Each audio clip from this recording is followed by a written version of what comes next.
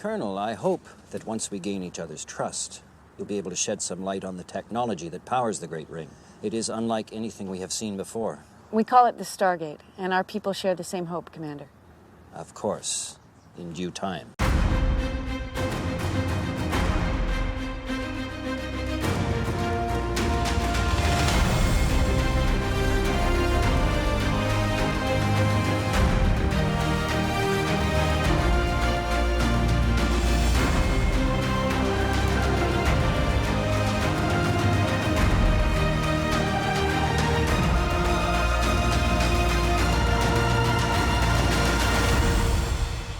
One of the major annoyances I find in the comments of most of the videos I produce is how little people think of Star Trek writers. Opinions on how security can't actually be competent, or how realism isn't possible because it's a television show, or if it worked out logically, then everyone would be bored because it'd be solved in 30 seconds. People having the opinion that you can't have competent security or logical systems and have a show. That opinion is simply not true. There were, and are, many contemporary television series that had competent security and logical systems in place and were still very, very good.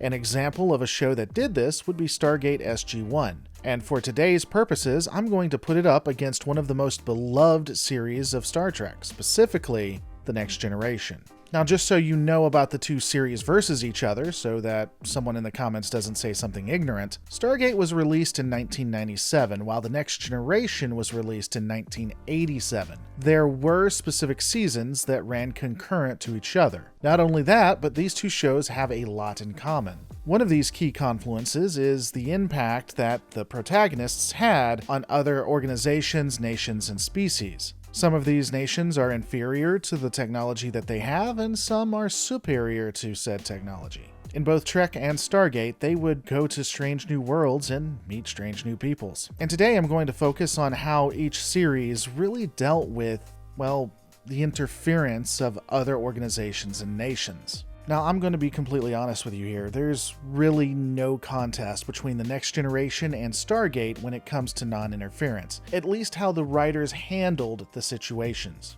While you will have episodes like Pen Pals or Who Watches the Watchers, they're very, very surface level. Trek never goes in depth on how non-interference can impact other species, other people they're trying to protect. Not really. The closest you get is in the Disco era or Kurtzman era Trek, and even that is completely surface level compared to Stargate, though they do a lot better than TNG, DS9, and even Voyager. To really hone in on that and to make my point, I'm going to be looking at two Stargate episodes, specifically Icon and Ethon. It's effectively a two-parter that's split between several different episodes. And these episodes in the middle actually build on themes between the two, which is genius, by the way, but that's something I'll get into another time.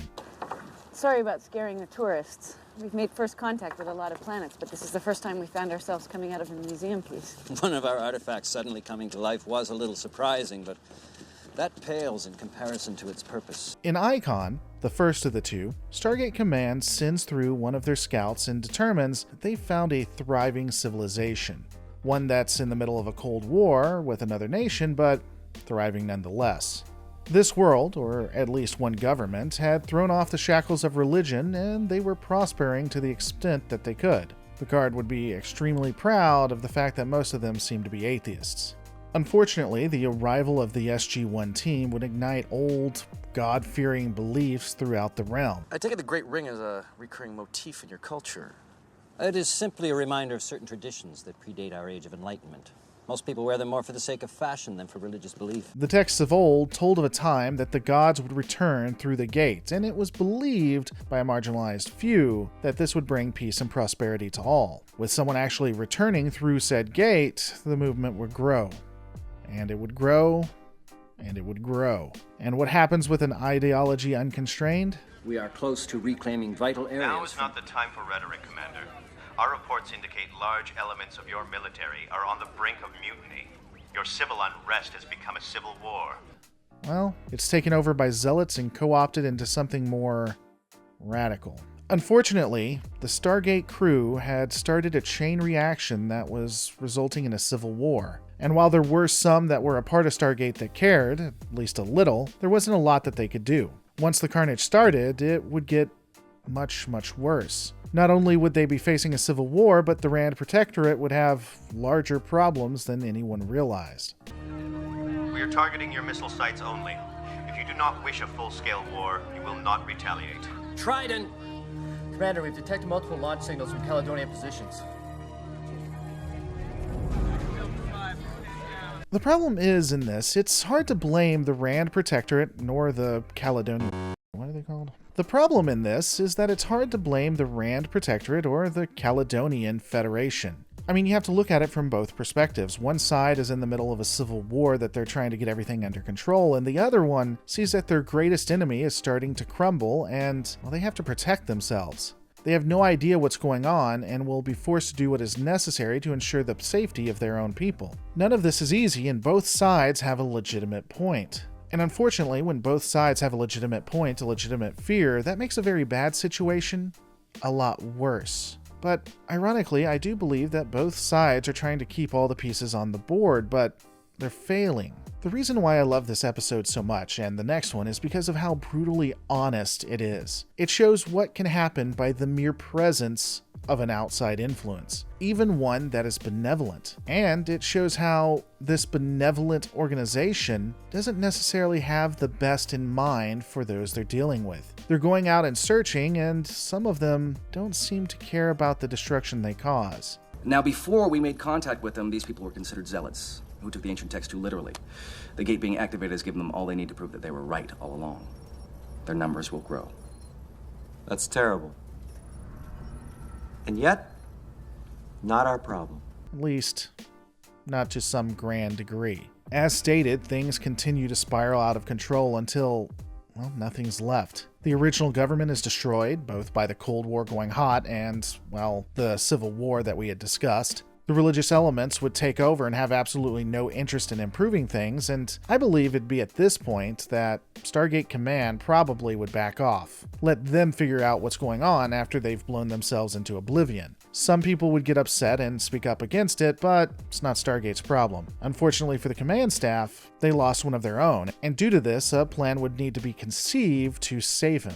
Whether the forces of Earth liked it or not, they'd have to choose a side and help restore the government. They would work with the rebels who wanted to restore the government to what it was, and the attack would ultimately be successful. Daniels would promise to them that they would help, and luckily, it doesn't just end here like most series would do. We actually get a resolution. We made a promise and we intend to keep it. We'll be back to help you rebuild. Before I go into the next episode, I do want to kind of discuss the conclusion of this episode. They continually say that it wasn't Stargate Command's fault, that Daniels didn't do anything wrong, that this would have happened anyway. And while that might be true, it didn't happen any other way. It happened because people walked through the Stargate, and those people were from Earth. It really was their fault, at least in some ways. Now, could they have prevented it?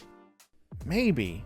But honestly, the planet was probably doomed the minute they stepped on it. It was a powder keg after all, but someone lit it, and the person who lit it doesn't get off because it was always going to be lit. Now, the debate on why they had to come onto the planet is a different conversation altogether, so let's look at the next episode. It was already clear your government wasn't going to offer us the type of weapons and technology this prior was offering us. You see, we weren't just on the verge of suffering defeat at the hands of the Caledonians. We were on the verge of collapsing as a nation.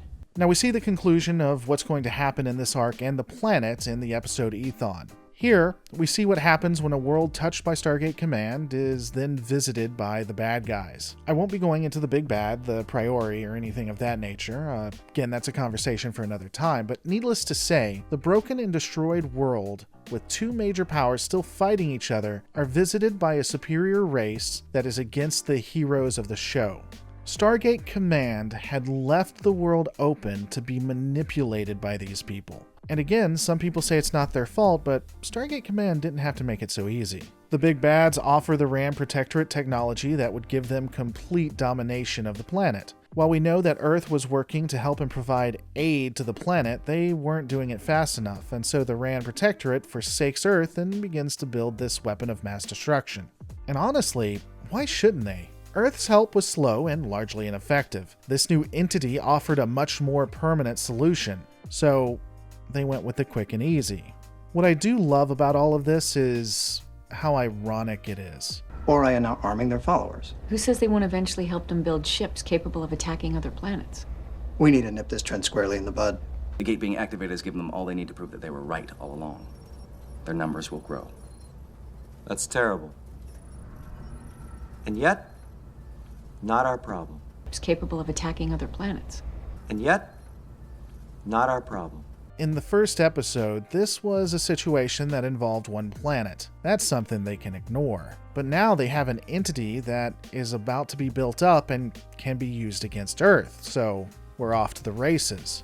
Those at Stargate are going to have to become directly involved. They can't allow a rogue state to have advanced technology that ultimately could be used to destroy them. Now, there were elements that wanted to try to talk to both the Ram Protectorate and the Caledonians to convince them not to do this, but to be blunt, Stargate only really got very, very involved when their own safety was at risk.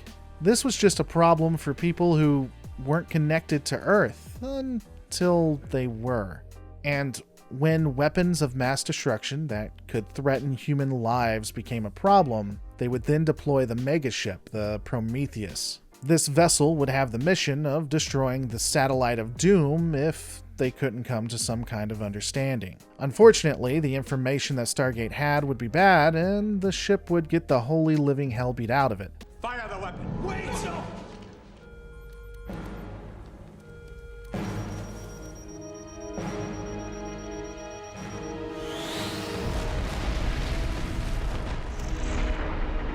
And I just love how poetic this battle is.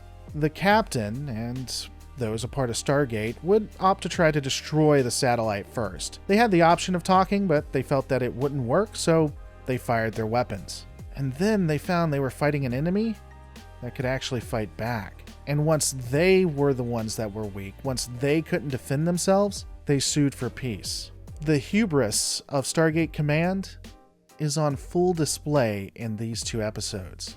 And it's really interesting to consider the situation. The head of the Ram Protectorate is quite obviously the bad guy, and I'm not justifying him, but he's not completely wrong. Ever since SG-1 had came through that Stargate, they have been nothing but trouble. The entirety of the planet was in shambles because of actions that they took. Now, they didn't mean for it to happen, but still, the actions that they took caused this devastation. So, he has very little reason not to blow the Prometheus out of the sky pragmatically. To be fair, he does from an empathy and moral standpoint. There's a lot of reasons not to destroy a disabled vessel, but again, that's a conversation for another time. With little fanfare, the Prometheus is gone, and a lot of people are probably dead. But, thanks to great scientists and actual real-world tech, SG-1 finds a way where they can destroy the satellite, and this is where we have another decision by SG-1. Instead of destroying it, they talk to both sides and offer them a chance for peace. Rand is offering the gate and a limited ceasefire, so all those from Caledonia who do not want to follow Origin and wish to seek refuge on another planet may do so. They want us to leave our home, our planet. Personally, I think Carter's idea makes little sense. Why not destroy the satellite and let the Caledonians escape anyway? It'll take time to rebuild it, so they've really put a clock there. But at least they've gotten people talking, and talking is where war always begins, and it always ends. For most of this, I've been pretty hard on the Scoobies at SG-1, and I should be, because the problem with this entire scenario is that while everything states that they didn't do it, and I know I've said this like 6 times, they really did. It didn't happen another way. It happened because of the people at Earth, and no matter how hard they tried to fix it, once they got that ball started to roll, it couldn't be stopped. These people probably were going to destroy each other no matter what, but Stargate didn't have to make it easier for them. Tying this into what I discussed at the top, as well as the title, I stated quite unequivocally that Stargate is better when it comes to matters of the Prime Directive, and I stand by that. Stargate as a series is willing to take a look at interference and show actual consequences. You have people you want to help, and you try but fail, and then you get to see what happens once you've failed. Everyone is trying to do what's best for them. I believe that Stargate was working in the best interests of everybody. I believe the Ram Protectorate was trying to work in the best interests of everybody. And I believe that the Caledonians were as well. But they just couldn't trust each other. There is not an episode that I could really break down like this for Star Trek. But I do believe that the writers could have done something with this. They just chose not to. Now, why they didn't is an interesting conversation and one I'll have at a later date. Now I have 3 videos to do because of this one, so I guess thanks me for that. But let me know what you guys think of all of this. Put your thoughts in the comments. Don't forget to rate, subscribe, and I'll see you on the next Lore Reloaded.